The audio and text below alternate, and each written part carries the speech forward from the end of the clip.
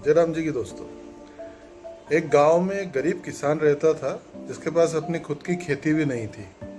वो जैसे तैसे अपना जीवन यापन मजदूरी करता था और बहुत मुश्किल से अपना घर चलाता था। एक बार क्या हुआ, उसने अपने घर के आंगन में एक बेल बो दी। लौकी की ये बेल जो उसने बोई, इस बेल में कई लौकियां आने लगी। जब वो लौकी बड़ी हुई तो अचानक से उसने एक एक लौकी को इधर उधर बेचना शुरू किया। एक बार उसकी बेल पे 3 बड़ी लौकी आ गई। उसके मन में बड़ा प्रसन्नता हुई कि आज तो मैं अपने परिवार की सारी इच्छाएं पूरी कर दूंगा, क्योंकि 3 लौकी आई है। तो वो तीनों लौकियों को तोड़ करके बाजार में बेचने चल पड़ा। जब वो बाजार में पहुंचा तो उसने उन तीनों लौकियों को रख दिया और लोग उसको देख देख के निकलने लगे। लेकिन अचानक से गांव का जो सरपंच है वो वहां आया और उसने पूछा कितने की है। अब उसको पता था ये तो सरपंच है, बड़ा खड़ूस है, फिर भी उसने कहा कि 10 रुपए की है साहब।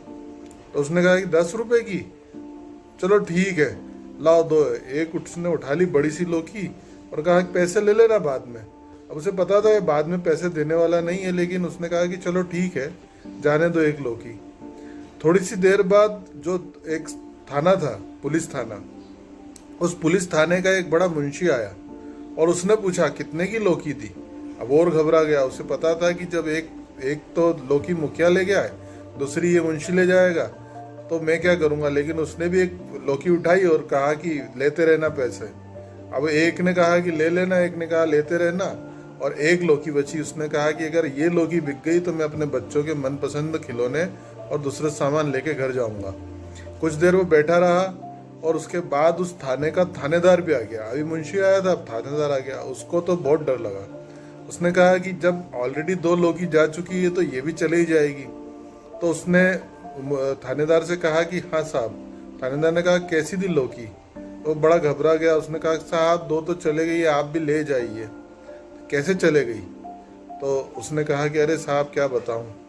तो उसने घुर्रा के डांटा उसे और कहा कि नहीं नहीं, मुझे बताओ सब बात। तो उसने फिर विनम्रता से बताया कि गांव के मुखिया जी आए थे और एक लौकी उठा के वो ले गए और कहे कि लेते रहना पैसे। दूसरे आपके थाने के एक मुंशी जी आए थे और उन्होंने लौकी उठा ली और उन्होंने कहा कि देते रहेंगे पैसे। अब तीसरी बची, आप ले जाइए। मैं क्या कर सकता हूँ साहब, मैं तो गरीब आदमी हूँ। उसने कहा कि एक काम करो, मेरे साथ बैठो मेरी गाड़ी पे। उसने अपनी गाड़ी पे बिठाया और मुखिया घर पहुंच गए। मुखिया घर पहुंच के उनने मुखिया से पूछा कि और मुखिया जी क्या चल रहा है? अरे वाह भाभी, क्या बना रही हो? तो भाभी ने कहा लौकी की सब्जी। तो मुखिया से पूछा कहाँ से लाए? तो कह रहे बाजार से लाए। कितने की लाए? अरे खरीद के लाए हैं। तो कितने की खरीदी? तो अचानक उस मुखिया की नज़र किसान पे पड़ गई। वो घबरा गया। लेकिन उन्होंने कहा कि एक बात बताइए, आपने इस निर्धन किसान की जो लौकी है वो फ्री में कैसे ले ली? तो उन्होंने कहा कि अरे साहब मैं अभी 10 रुपए देता हूँ। बोले 10 रुपए नहीं, 10 रुपए नहीं, इसे 1000 रुपए दो। तो उसने कहा अरे 1000 का ही के, कोई 1000 नहीं है। तो उसने कहा ठीक है, तेरे ऊपर एक मुकदमा चलाऊंगा और जेल में डाल दूंगा, तब तुझे पता चलेगा 1000 की कीमत। तो वो फिर मान गया और उसने उसको किसान को जो है 1000 रुपये चुका दिए। फिर वो उसे थाने लेके आया और सबको खड़ा कर दिया लाइन से और कहा बताओ कौन सा मुंशी है। उसने उस मुंशी की तरफ उंगली करके बताया कि ये मुंशी है। तो क्या, अच्छा चलो मुंशी 1000 रुपये दो। अब 1000 रुपये मुंशी से लिए और सब पुलिस वालों ने बड़ी तारीफ की कि कितने अच्छे थानेदार साहब हैं, और मुंशी से पैसे दिला दिए। और तीसरी लौकी खुद के पास रख ली और ये जाने लगा कि चलो अब 10-10, 20 रुपये, 30 रुपये की लौकी थी जिसके 2000 मिल गए। ऐसा ना हो थानेदार साहब ये सारे पैसे छीन ले। तो चुपचाप से वो जाने लगा।